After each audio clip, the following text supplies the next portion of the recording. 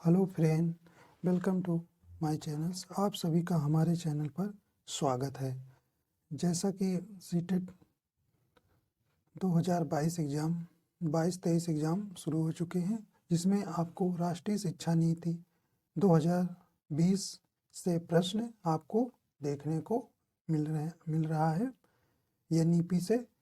तो आप इसे देख कर जाइए, आपके में क्वेश्चन आएंगे तो आपको पूरी तरह से आपके क्वेश्चन बन जाएंगे। तो आइए देखते हैं कि ये क्या है, क्यों लाया गया और इसके क्या भविष्य में फ़ायदे हैं। तो देखिए, इसे कब लाया गया। तो राष्ट्रीय शिक्षा नीति 2020 क्या है, देखिए।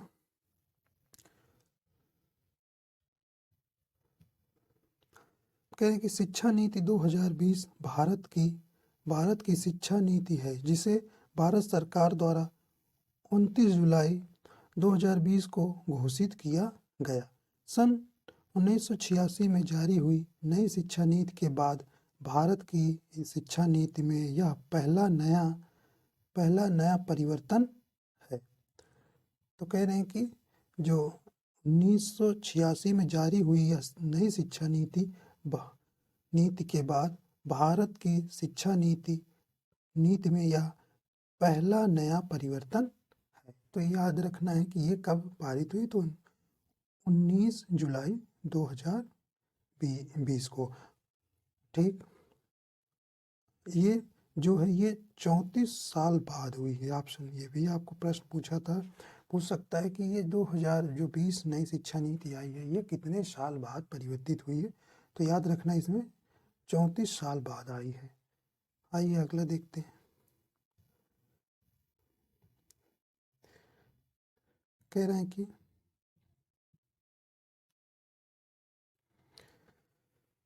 राष्ट्रीय शिक्षा नीति एनईपी नेशनल एजुकेशन पॉलिसी 2020। देखिए इसमें क्या है, यह नीति जो है अंतरिक्ष वैज्ञानिक के कस्तूरी रंगन की अध्यक्षता वाली समिति की रिपोर्ट पर आधारित है। तो ये आपको जिनका जरूर याद रखना है कि ये इनकी जो नीति जो है किसकी अध्यक्षता में हुई थी, तो ये के कस्तूरी रंगन की। तो ये आपको फैक्ट याद रखना है। आइए देखते हैं आगे। आइए प्रश्न संख्या देखिए।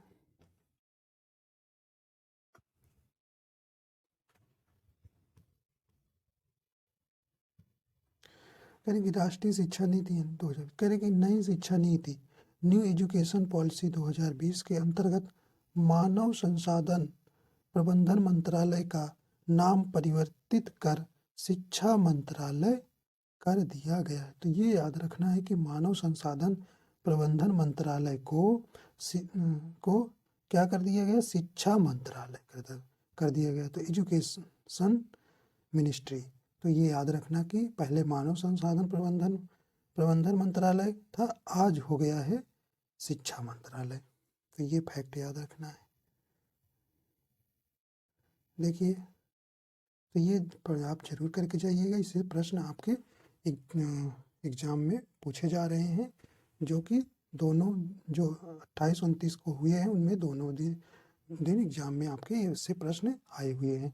तो कह रहे हैं कि राष्ट्रीय शिक्षा नीति 2020 वर्ष 1968 एवं वर्ष 1986 के बाद स्वतंत्र भारत की, यह देखिए पहला नंबर ये भी रखना है कि तीसरी शिक्षा नीति है।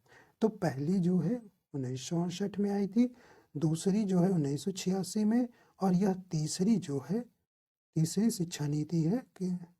तो ये भी याद रखना कि जो 2020 एनईपी नई राष्ट्रीय शिक्षा नीति आई है वो किस नंबर की है। तो ये तीसरी शिक्षा नीति, ये भी आपको याद रखना है। आगे देखिए,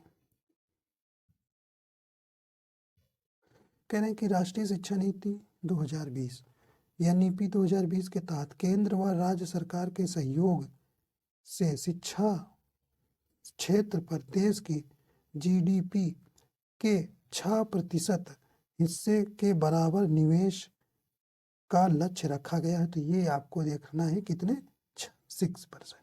तो 6% आपको रखना है, जो हमारे जीडीपी का कुल 6% जो है निवेश होगा, किस पे खर्च होगा, शिक्षा पर। आगे देखिए, यहाँ पे ये फैक्ट आपको याद रखना है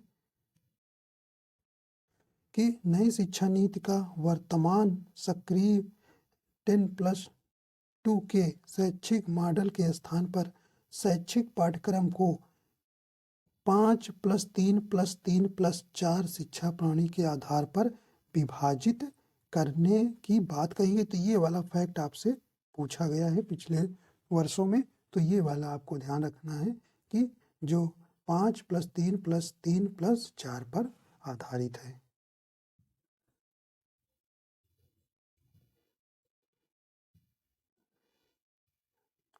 आइए देखते हैं अगला।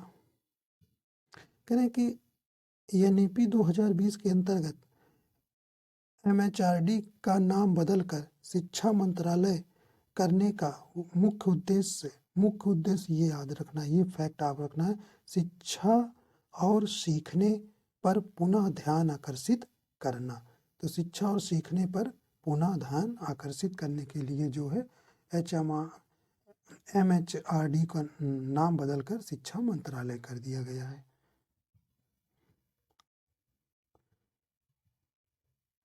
देखिए, कह रहे हैं कि एनईपी 2000 कक्षा 5 तक की शिक्षा में मातृभाषा, स्थानीय या क्षेत्रीय भाषा को अध्यापन में माध्यम में रूप में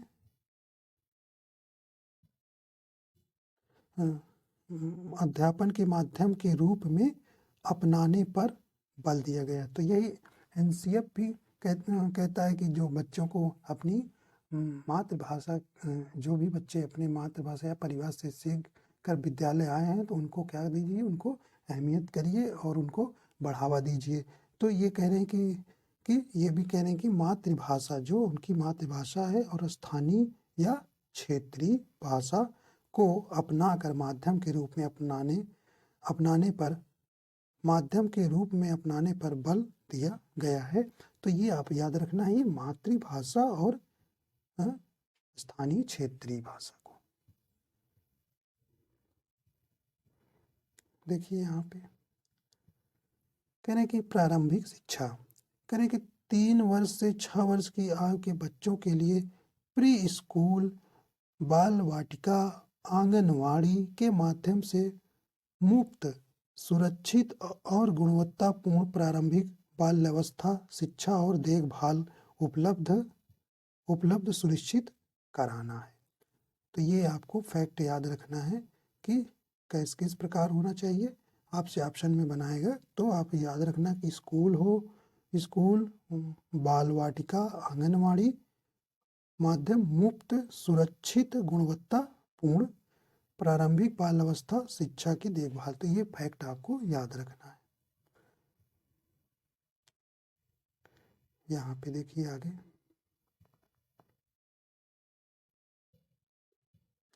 कह रहे हैं कि 6 वर्ष से 8 वर्ष तक के बच्चों को प्राथमिक विद्यालयों में कक्षा 1 और कक्षा 2 में शिक्षा प्रदान की जाएगी। तो कह रहे हैं कि 6 वर्ष से 8 वर्ष तक के बच्चों को प्राथमिक विद्यालय, प्राइमरी स्कूल में कक्षा 1 और कक्षा 2 में शिक्षा प्रदान की जाएगी। तो ये याद रखना, कैसे, कई वर्ष, तो 6 से 8 वर्ष के। आगे देखिए, कह रहे मुख्य बातें देखिए, कह रहे कि नई शिक्षा नीति के अंतर्गत शिक्षा क्षेत्र पर सकल घरेलू उत्पाद के 6% हिस्से के सार्वजनिक व्यय का लक्ष्य रखा गया है। तो ये आपको मुख्य याद रखना है कि सकल घरेलू उत्पाद का जो है 6% रखा गया है।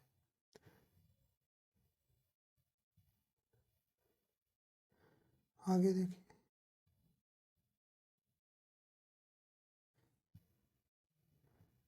तो बस इतना ही आपको पढ़ के जाना है। ध्यान रखिएगा, आपको इसमें से 1-2 क्वेश्चन आपको पूछे जा रहे हैं हर शिफ्ट में, तो ध्यान से आप रिवाइज कर लीजिएगा कि किस प्रकार के क्वेश्चन पूछे जा रहे हैं, तो आपको ये पता चल जाएगा। तो आप इसे ज़रूर से ज़रूर देख कर जाइएगा। तो आशा करता हूँ ये आपको बढ़िया से समझ में आ भी गया होगा, और वीडियो भी अगर पसंद आया तो लाइक एंड शेयर सब्सक्राइब ज़रूर करिएगा। वीडियो देखने के लिए आपका बहुत बहुत धन्यवाद।